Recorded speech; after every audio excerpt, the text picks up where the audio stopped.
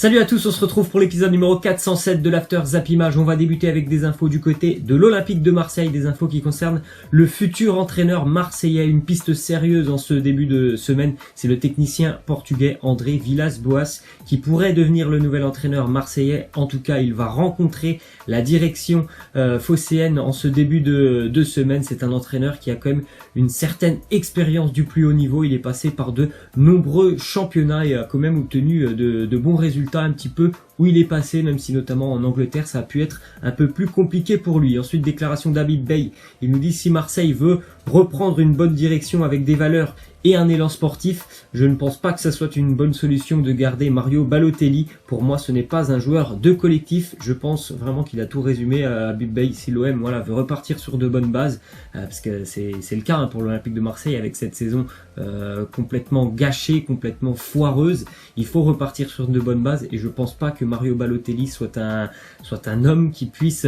permettre à l'Olympique de Marseille de travailler sereinement pour les prochaines années. C'était bien là pour les 6 mois pour dépanner, mais je pense pas qu'il faut conserver Balotelli du côté de Marseille. Ensuite, des petites infos au niveau d'entraîneurs de Ligue 1 qui quittent ou qui vont peut-être rejoindre certains clubs du côté du Stade Malherbe de Caen. L'entraîneur Fabien Mercadal a bien évidemment quitté le Stade Malherbe de Caen. Là, il n'a pas rempli l'objectif du Stade Malherbe qui était de se maintenir en Ligue 1, qui même sur la fin de saison, c'était tout simplement d'aller chercher les barrages.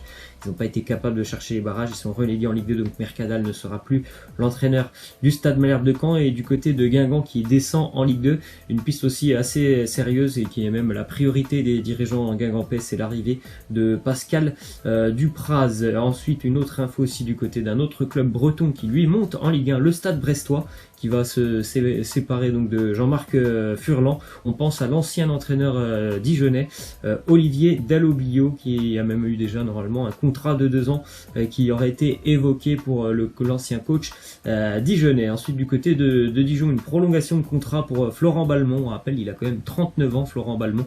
Il a déjà maintenant plus de 500 matchs à son actif en Ligue 1. Il a prolongé d'une saison supplémentaire avec le DFCO. Voilà, sa saison n'est pas terminée puisque bien évidemment, on le sait tous, il y a encore cette jolie affiche pour le DFCO d'affronter le Racing Club de Lens lors de cette double confrontation en barrage cette semaine. Suite, d'après Euro United, Manchester United aurait proposé 45 millions d'euros à l'Olympique Lyonnais pour Moussa Dembélé qui a fait une saison plutôt, on va dire, pas trop mal quand même avec l'Olympique Lyonnais, pas toujours été titulaire, mais ça a été quand même assez intéressant.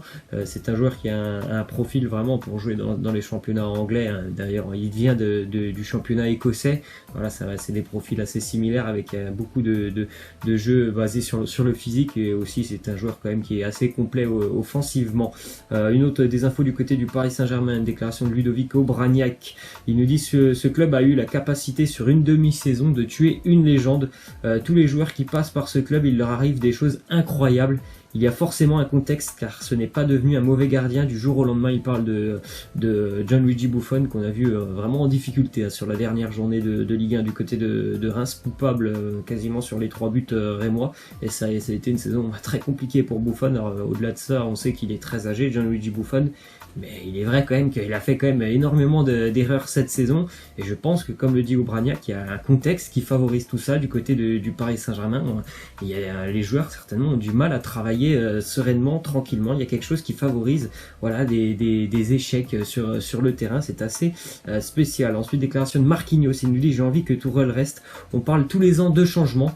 Ça fait 6 ans que je suis à Paris. Ça fait déjà 4 entraîneurs, 4 directeurs sportifs. Et il faut qu'on trouve une bonne philosophie et qu'on fasse confiance au coach. Forcément, c'est partout pareil.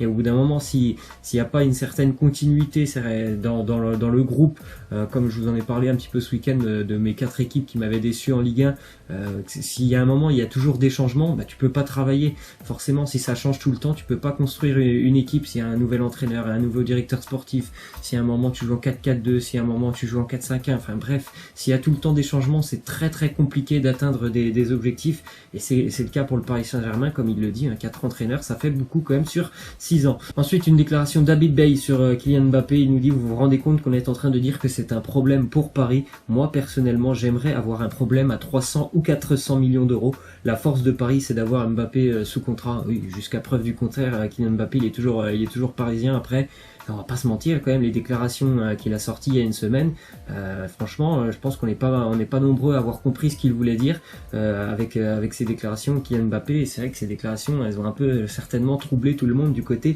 de Paris. Et ensuite, des petites infos du côté de l'Italie, 38e journée de Serie A hier. L'AC Milan qui donc participera simplement à l'Europa League l'année prochaine. Malgré une victoire, les Milanais n'étaient pas maîtres de leur destin hier, donc ils seront en Europa League. Donc forcément, c'est encore une saison quand même un peu décevante pour les Milanais qui ont pendant cette saison eu des périodes vraiment complètement noires. Pendant certains matchs, pendant une durée de 5 ou 6 matchs, ils passaient complètement à côté de leur sujet en Serie A. Ils perdaient beaucoup de points, puis après ils avaient une excellente série. Donc c'était une équipe vraiment très cyclique cette année à l'AC Milan qui échoue au pied donc du podium pour la Ligue des Champions. Petite image aussi de Daniele De Rossi qui a disputé hier son dernier match avec l'AS Roma. Voilà, un homme légendaire comme l'a pu être aussi Francesco Totti. C'était son dernier match hier avec la Roma. Lui aussi, il quitte le club avec simplement une qualification en Europa League pour les Romains. Là aussi, une saison compliquée pour les Romains. Et la bonne surprise en Serie A, l'Atalanta qui est récompensée de son excellente saison. L'Atalanta Bergame qui sera donc en Ligue des Champions l'année prochaine sans passer par les tours préliminaires. Donc les joueurs de l'Atalanta seront donc bien évidemment qualifiés directement pour la phase de groupe de la Ligue des Champions. Première fois de l'histoire du club de Bergame que voilà, ils seront qualifiés pour la Ligue des Champions. Une équipe qui a été vraiment très agréable à voir jouer cette année en Serie A. Tout pour l'attaque. Je crois d'ailleurs qu'ils finissent meilleure attaque de Serie A. Bon, ils n'avaient pas une défense qui était très très forte, l'Atalanta, mais vraiment voilà, c'est mérité. Ils ont fait une super saison. Ils sont donc qualifiés pour la Ligue des Champions. Ensuite, des infos du côté du Barça, la défaite qui a encore fait mal au Barça ce week-end en finale de Coupe du Roi face au FC Valence, 2-1 pour les Valenciens. Il y a eu beaucoup de problèmes juste après cette défaite, notamment lors du trajet retour dans le bus. Certains cadres du Barça se sont réunis au fond du bus, Messi notamment, Gérard Piqué ou encore Luis Suarez. Ils ont évoqué beaucoup de choses, l'avenir du Barça, l'entraîneur. Voilà, on s'apprête à vivre un été assez mouvementé du côté du Barça. Il y a eu vraiment pas mal de choses qui sont sorties après ce match, notamment aussi visiblement Ernesto Valverde qui ne fait pas l'unanimité du côté de Barcelone. Il y a certains joueurs qui le soutiennent, notamment il me semble Lionel Messi soutient un petit peu Ernesto Valverde, mais là les derniers résultats, le dernier mois, la remontada de Liverpool, cette défaite face à Valence, ça fait que voilà, Valverde quand même est un peu en difficulté du côté de Barcelone, même si le président catalan assure que Valverde sera l'entraîneur l'année prochaine. Les derniers résultats quand même ne jouent pas en la faveur de Ernesto Valverde. Ensuite, déclaration de James Milner sur son duel avec Lionel Messi au match aller au Camp Nou. Il nous dit il n'était pas content. Il m'appelait bourreau, ce qui veut dire âne en espagnol, mais je crois qu'aussi ce terme est également est également utilisé pour désigner quelqu'un qui donne des coups de pied aux gens. C'est vrai qu'on avait vu vraiment que ça a été assez solide entre les deux hommes lors du match aller entre Milner et Lionel Messi.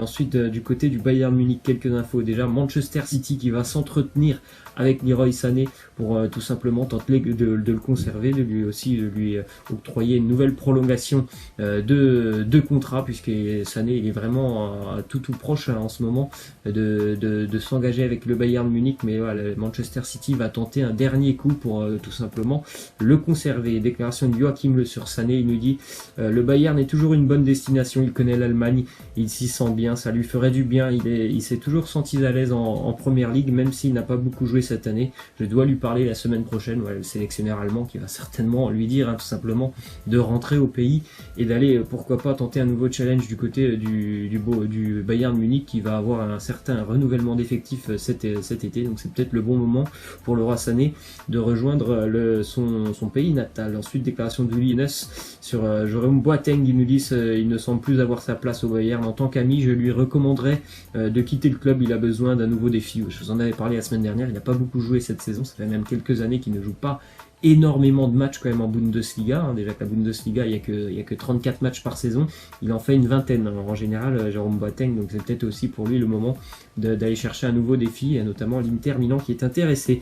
Ensuite, déclaration de Manuel Neuer sur Ribéry et Robben. Il nous dit c'est incroyable ce qu'ils ont fait pour le club, pour l'équipe, pour les autres joueurs et aussi sur le plan humain. Sans ce type de joueur, tout ce que le Bayern a accompli ces dernières années n'aurait pas été possible. Le Bayern a encore remporté un trophée ce week-end face au RB Leipzig, la victoire en Coupe d'Allemagne, 3-0 pour les Bavarois.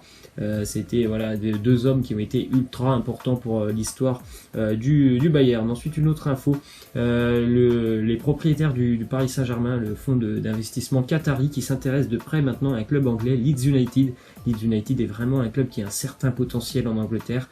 Forcément, il y a une base de fans assez solide. C'est une ville qui vibre pour son équipe, un stade magnifique. C'est une ville qui doit faire son retour en Première Ligue. Tout le monde l'attend, je pense, en Angleterre. Donc c'est pour ça que le Qatar Sports Investment est très intéressé par l'idée d'au moins devenir actionnaire du côté de Leeds United. Et ensuite, petite info d'André-Pierre Gignac qui a remporté cette nuit une nouvelle fois le championnat mexicain avec son équipe des Tigres. Un parcours exceptionnel depuis que Gignac a quitté Marseille pour les Tigres. Voilà, moi je vous laisse et je vous dis à la prochaine. Ciao.